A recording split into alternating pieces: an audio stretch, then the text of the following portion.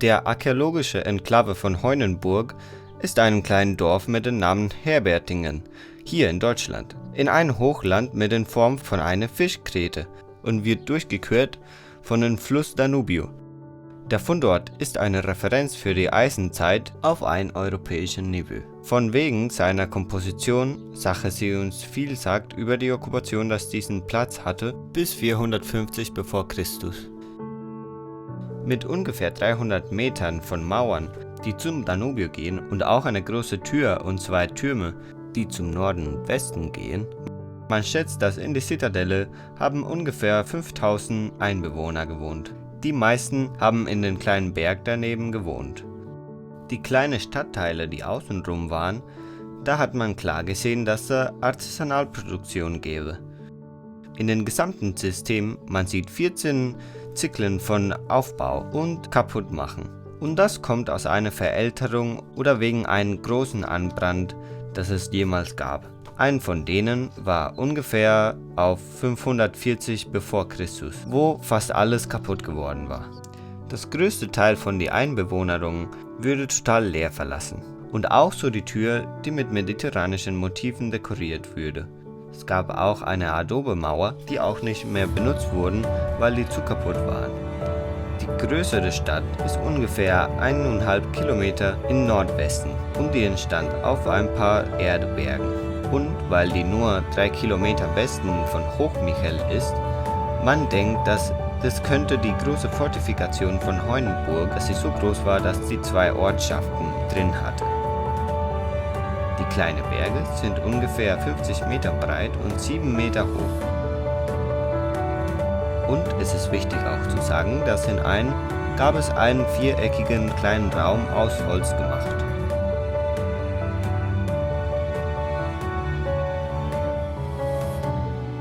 Die ganzen wertvollen Sachen wurden schon lange geklaut, aber man hat noch vieles gefunden.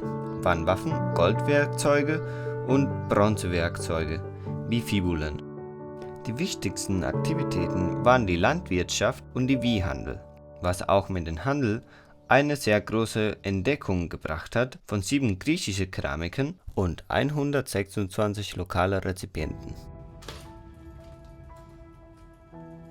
Tras un pequeño recorrido por Heuneburg, me gustaría destacar la importancia de dicho yacimiento. Heuneburg fue una ciudadela fortificada de la Edad del Hierro, situada en una colina en el valle del Danubio. Fue uno de los primeros asentamientos urbanos en Europa Occidental e incluso su población se ha llegado a estimar en unos 5.000 habitantes aproximadamente. Es a principios del siglo VI a.C. cuando la meseta de Heuneburg fue fortificada con un muro de adobe construido según una tipología de construcción mediterránea. Además, esta muralla de adobe contaba con un portón abierto al Danubio hacia el este y con torres adosadas en su parte norte y oeste. Durante este periodo, la meseta de la cima de la colina, es decir, el asentamiento interior, estaba densamente poblado con hileras de casas a lo largo de una red de calles, mientras que el asentamiento exterior estaba subdividido en un extenso sistema de diferentes vecindarios. Además, el asentamiento exterior parece revelar la presencia de compuestos similares a lo que serían granjas e incluso algunos con evidencias de producción artesanal. Y será en torno a los años 540-530 a.C. aproximadamente cuando Heuneburg fue destruido en gran medida. Posteriormente, la mayor parte del asentamiento exterior fue abandonado y ni la puerta de entrada mediterránea ni el muro de adobe fueron reconstruidos. Y en la meseta las casas que estaban adosadas, relativamente uniformes, fueron reemplazadas por edificios que estaban más dispersos, separados entre sí por cercas y zanjas. En mi punto, en cargo del estudio de la geografía del clima, podríamos aportar muchos conocimientos a partir del estudio climático de los yacimientos de Heuneburg y Hochmichel en un periodo cronológico bastante amplio. De hecho, este periodo estudiado lo marcaríamos en el 6000 a.C., porque esta fecha es el periodo que conocemos como el máximo del Holoceno, una etapa de calor en la que con el paso del tiempo veremos un descenso de las temperaturas. Esto tendrá un papel importante en la desaparición o reducción del número de yacimientos encontrados en la Edad del Bronce, pero solamente deberíamos de fijarnos en el clima. De hecho, mi parte, investigando el clima, me fijé que uno de los factores más importantes junto al clima fue el desarrollo de la industria. ¿Por qué ocurrió esto? La evolución del sistema socioeconómico del paso de la edad del bronce a la edad del hierro, dará un motivo nuevo para propiciar las bases en las que se asientan estos pueblos. El caso en el que estudiamos, de Hochmichel y Heuneburg, es un yacimiento que se encuentra cerca de minas de hierro, propiciando así una industria propia del periodo en el que la encontramos, la edad del hierro. Tomando el análisis del clima desde un punto de vista más científico, deberíamos de referirnos a autores como Köppen y Patton con su clasificación de los climas de 1948, traducción al español, en el que nos podría servir para ver la evolución de un clima continental cálido a un clima oceánico cálido, como es el que tendríamos a día de hoy.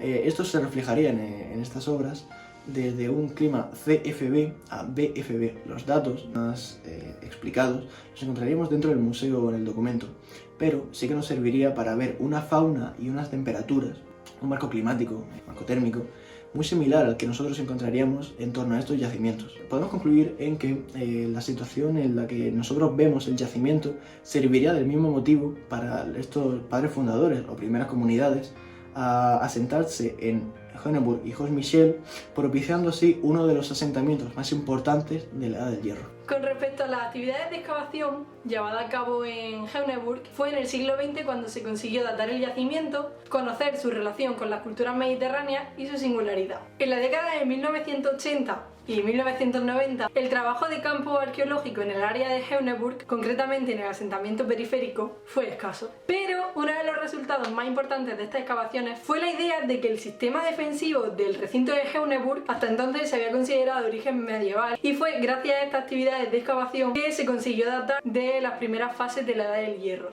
Siguiendo con las actividades de excavación, en el año 2003 se aprovechó para recopilar nuevos datos sobre el paisaje que rodea el fuerte de la colina de la Edad del Hierro temprana. Durante ese año había habido un verano bastante seco y caluroso, lo que fue beneficioso porque permitió que se pudiesen ver claramente pequeñas elevaciones y estructuras en el relieve del paisaje debido al bajo nivel del agua. Un año después comenzó, en el 2004, un intenso trabajo de campo arqueológico sobre el asentamiento periférico de Heuneburg y en el recinto de Heuneburg. En este caso se aplicaron diferentes métodos y técnicas como fueron el escaneo LiDAR, fotografía aérea y también todo esto combinado con métodos de prospección geofísica que nos brindaron nuevos conocimientos. Y bueno, ya acabando este apartado de actividades de excavación, me gustaría mencionar a Julius Steiner, ya que él en el año 1890 mapeó por primera vez de manera detallada los restos de las murallas. Y una última cosilla de las actividades de excavación, y es que debemos saber que solamente se ha excavado un tercio de toda la superficie de la ciudadela. A primera vista, pues esto puede no parecer demasiado, pero debemos de tener en cuenta que la excavación capa por capa llega a profundidades de hasta 6 metros.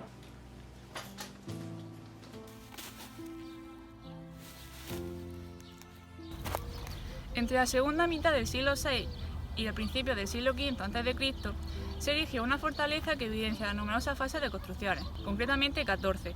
Heuneburg es conocido por sus muros de adobe que reemplazaron la fortificación de madera y tierra a principios del siglo VII a.C.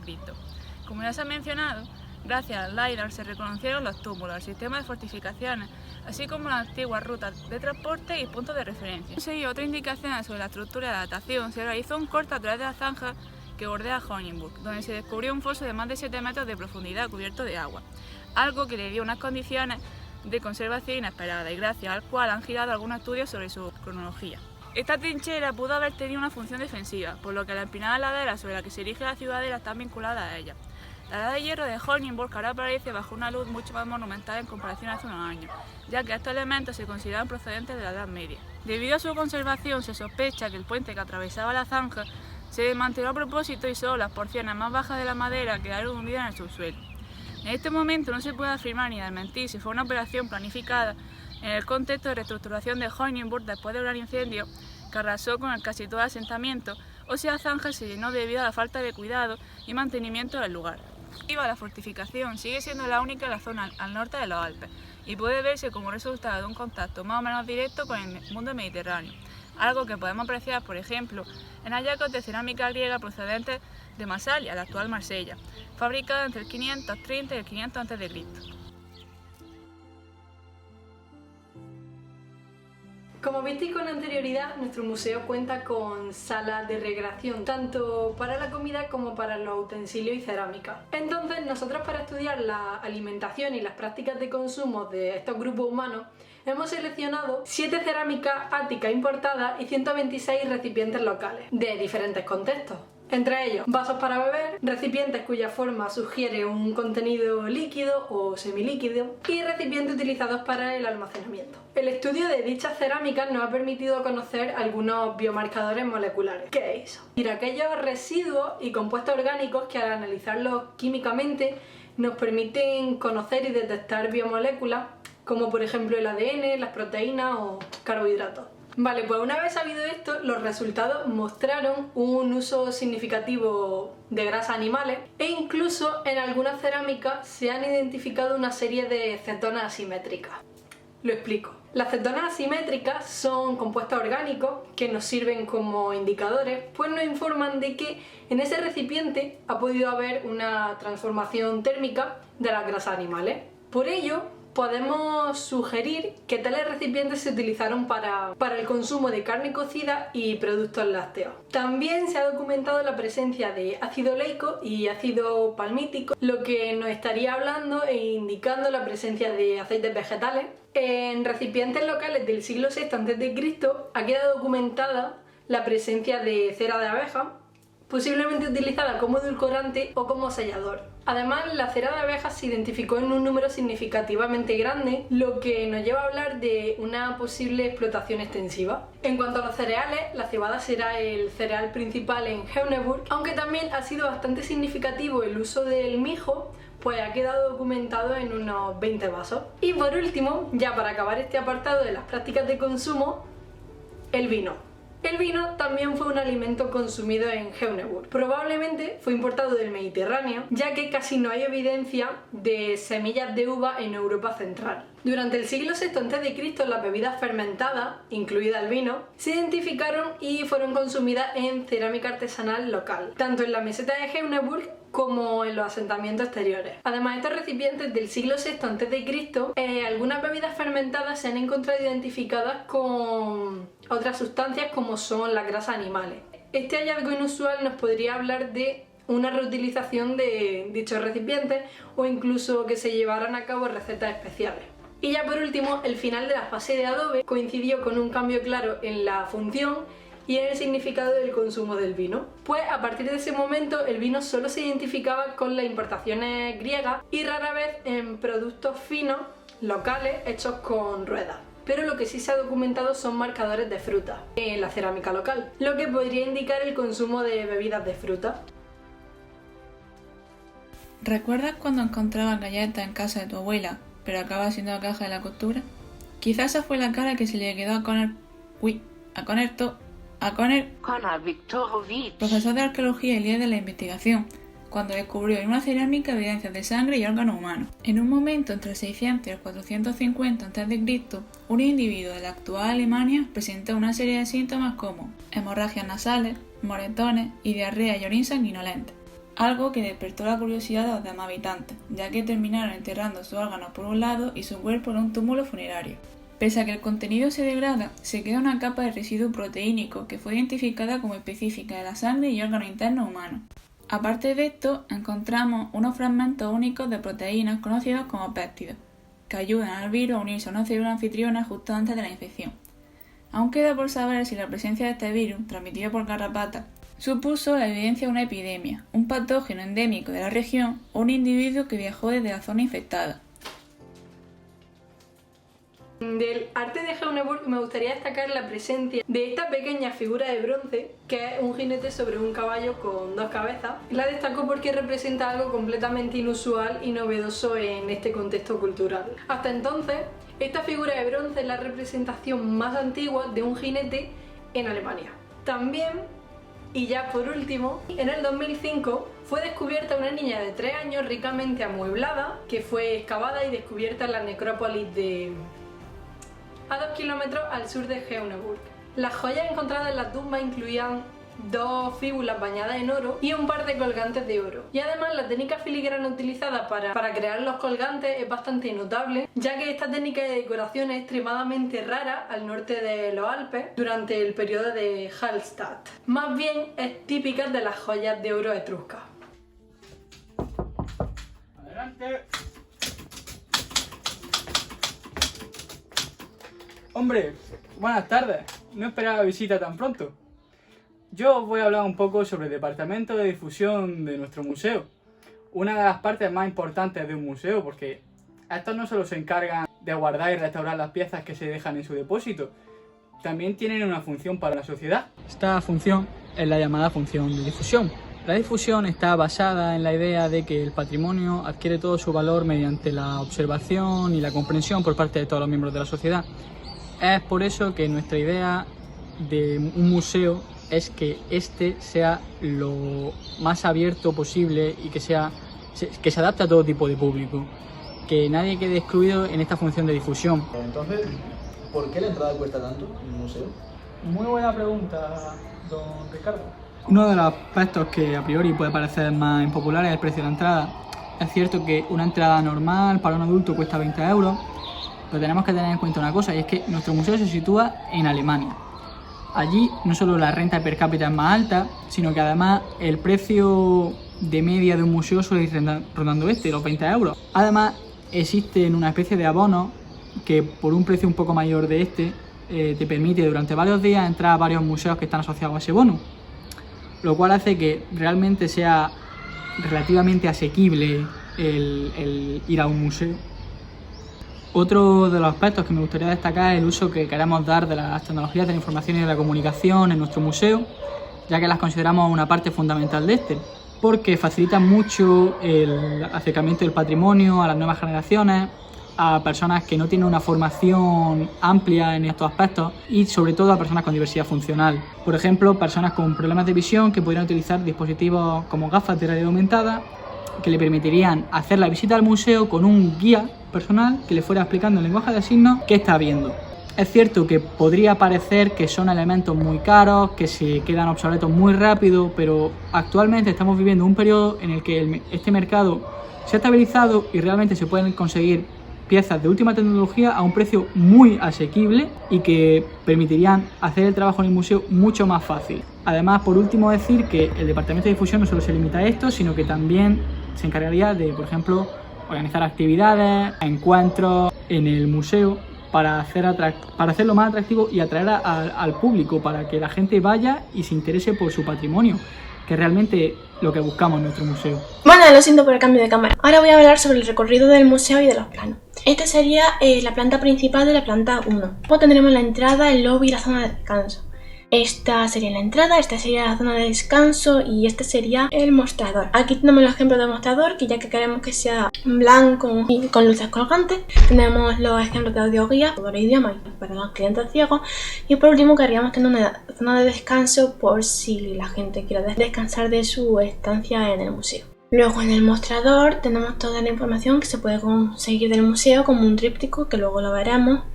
Y el precio de la entrada. El precio de la entrada, como podéis ver, son 20 euros la entrada para mayores de 18 y menores de 65, 10 euros la entrada para menores de 16 años, 10 euros la entrada para mayores de 16 años. La entrada es gratis para estudiantes universitarios y niños menores de 12 años y gente con diversidad funcional. Tenemos que decir que el recorrido del museo es en forma de espiral. Luego tendríamos la sala de expositores y la sala de la cerámica y la comida. En la sala de la vasija y la sala de la comida se vería básicamente la primera parte de las vasijas y la sala de la comida, que sería la comida encontrada, que se pondría de la forma en la que se servía y cómo se comía. Este tipo de sala, la sala de la comida por ejemplo, es una sala de tipo en forma de bloque, mientras que la sala de la cerámica es de tipo lineal para que no se acumule gente. Este es el fotomontaje que hice de la primera sala, que como podemos ver el techo es en forma de panalda vieja, ya que en Schöneburg se comía mucha miel, y da el aspecto alargado por tener el techo y el suelo oscuro y las paredes claras. Además realza también la vitrina del fondo con la pared de mármol con vetas doradas. Esta sería la sala de la vasija, el fotomontaje que pude crear Como podemos ver, también tiene colores cálidos. Cada espacio sería donde estuviesen los expositores y sería de forma lineal para que no se pudiera acumular gente y que el paso fuera fluido. Luego en las vitrinas tendríamos la recreación de la familia de la época con características faciales y ropajes, como podemos ver aquí, recreación de cómo cocinaban y cómo se podía comer, y la recreación de cómo fabricaban vasijas y sus utilidades. Luego tenemos la sala de huesos y objetos decorativos. La sala es una sala espaciosa con vitrinas individuales donde se pondría cada pieza. La hemos querido así para darle importancia a cada pieza sin orden preferente. El recorrido de esta sala sería de tipo libre y la vitrina que vemos aquí sería una vitrina con un holograma que mostraría la vida diaria. Este es el primer boceto que hice sobre la vitrina, que podría enseñar los estratos de tierra, el césped y las nubes, además de que la gente cómo vivían entonces. Luego una sala que queremos que sea bastante característica de nuestro museo, queremos que sea la sala de incendios y con su vitrina con un vídeo explicativo. La sala de incendios sería una sala dinámica, ya que la gente que entrase sería como si estuviese en el yacimiento, ya que tendría la misma temperatura que este, 8,3 grados centígrados, y durante el incendio subiríamos la temperatura sobre los 30 y los 35 grados, y al final del descenso terminaría en 7,9 grados. Todo esto está estudiado y sabemos que el antes y el post incendio tuvieron esas temperaturas. Lo único que cambiamos es la temperatura del incendio porque, bueno, no queremos matar a nadie. Vale, todo el incendio se vería a través de proyectores de 360 grados, lo que nos daría una inversión completa. Además, esto se apoyaría con sonidos de fauna y vegetación y por último se iría narrando la explicación de lo que pasó. El total de visualización de tiempo de esta sala sería unos 20 minutos. Y como podemos ver, sabemos que no hemos creado nada nuevo porque esto ya existe desde hace mucho tiempo. Esta es la sala de recreación de Van Gogh y esto sería la recreación en el Times Square de King Kong, de cómo subir. Luego tendríamos sala de cámara, ascensor y oficina. El ascensor es importante por si queremos ir al archivo y por si hay gente que no pueda subir por la escalera. La sala de vigilancia porque tenemos que ver lo que pasa y la sala de oficinas por si tenemos alguna reunión importante, alguna nueva exposición o conferencia entre salas. Luego tenemos la sala de cerámica 2 que hemos querido que sea más inmersiva aún.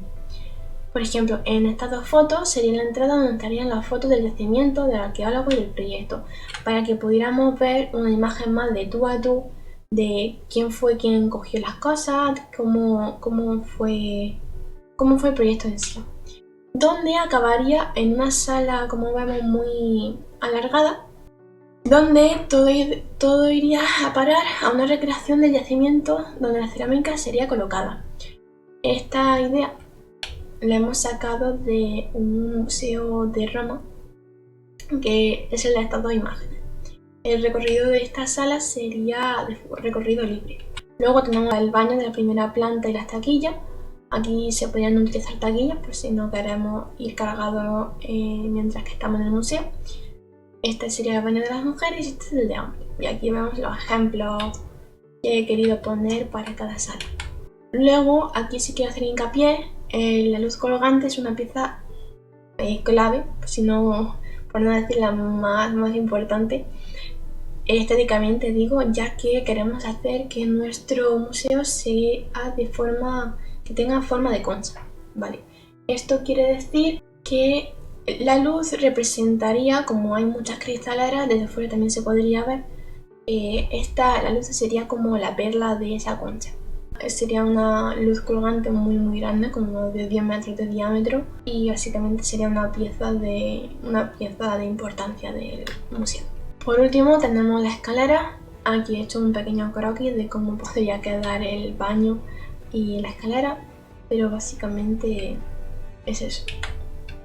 Luego esta es el esquema de la segunda planta, que como vemos sigue siendo en forma de espiral. La primera sala sería la sala de realidad virtual. Al principio de esta sala habría una persona repartiendo las gafas de realidad virtual, para que no queramos que se pierdan y que se rompan. Y las personas verían una mezcla de vitrinas reales donde saldría una información en la pantalla o en el mismo artefacto que cobrase vida, y otras vitrinas estarían vacías y se vería a la gente del periodo, ya fuera cocinando, moldeando, cazando o lo que ellos fueran. Al tratarse de una sala tan grande como es esta, el tiempo de visitado por persona sería entre 30 y 45 minutos. Luego tendríamos la sala de flora y fauna, que esta sala habrá una recreación ya sea de abedules o pinos, además de varios animales característicos de la zona. Digo esos árboles porque eran los característicos de la zona. Por último, habría una serie de vitrinas donde se pondrían estos huesos, los huesos de estos animales, en la otra la fauna y debajo de cada recreación de lo que se podría haber sacado de ella. Y bueno, el recorrido de esta sala sería de tipo arterial, como podemos ver. Como todo museo, tenemos también una tienda de recuerdos para poder comprar algún recuerdo del Museo de Hindenburg. Y esta sería la sala de conferencia o multifuncional. Esta sala sería principalmente para hacer conferencias, simposios o presentar novedades al museo y para sus miembros o clientes. También se podría utilizar de taller por si hay, no sé, por si algún arqueólogo quisiera hacer alguna demostración de talla o de lo que fuera. Por último, tendríamos la sala de joyas. Esta sala estarían expuestas las joyas, como podemos ver. No sé, también sería de tipo arterial. Y por último, desembocaríamos al cuarto de baño de la segunda planta, que como podemos ver es bastante simple pero elegante a la vez. Y por último tendríamos la cafetería y el mirador del museo, con imágenes al valle básicamente, y con mesa y sitio para poder descansar y tomar. Y más adelante os iré diciendo qué hay en cada cosa. Por último tenemos el sótano y el archivo. Hay que darse cuenta de que este es el ascensor que hemos visto antes. Y bueno, esto básicamente es el archivo. El archivo constaría de archivo y oficina. Este sería el archivo en sí. Y este sería la oficina y el ejemplo de oficina que hemos querido poner por si la gente quiere estudiar sola o leer algo solo, o si quiere hacer una tipo reunión. Bueno, pues ahora os voy a enseñar la zona de marketing, diseño y publicidad que hemos querido crear para el museo. Para empezar tenemos el diseño del logo formal que hice y los diferentes diseños o prototipos que he podido crear para él. Aquí tenemos el más simple, ¿vale? También hay que decir que hemos querido hacer eso para que la gente pueda asociar a esta H&M a Hindenburg Museum sin tener que poner el nombre, como por ejemplo lo hacen en Disney con la D o en diferentes marcas de coches. Estos son los diferentes tipos de logotipo formal que he querido dar. El fondo rojo es porque es importante el rojo en la cultura alemana. Este sería más elegante ya que tiene un fondo dorado y un gris oscuro.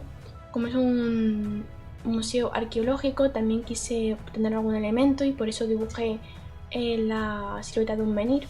Este también sería bastante simple pero también de elegancia, y este sería como el más novedoso ya que está en fondo azul eléctrico con la letra como en la textura de aluminio rosado. Como este logo era muy simple, también quise dar la opción de poder crear un logo más dinámico y colorido. Por eso este bebe mucho de un logo que hizo hace bastante años el MoMA para un aniversario, y sería OMA, que significa también inicio. Por eso también hemos querido ponerlo, ya que el inicio y la arqueología podrían ser sinónimos, pueden estar cogidas de la mano. Y este sería Hindenburg Museum of Art. Como veis, estos dos no fueron escogidos para este tipo de modelo de logo, ya que son demasiado vistosos para el ojo humano y cogen demasiada información. Así que al final cogimos este como la segunda opción de logo. También vamos a ver pues lo que he ido creando para el museo. Por ejemplo, esto sería un mock-up de el baño con un dibujillo que hice rápido.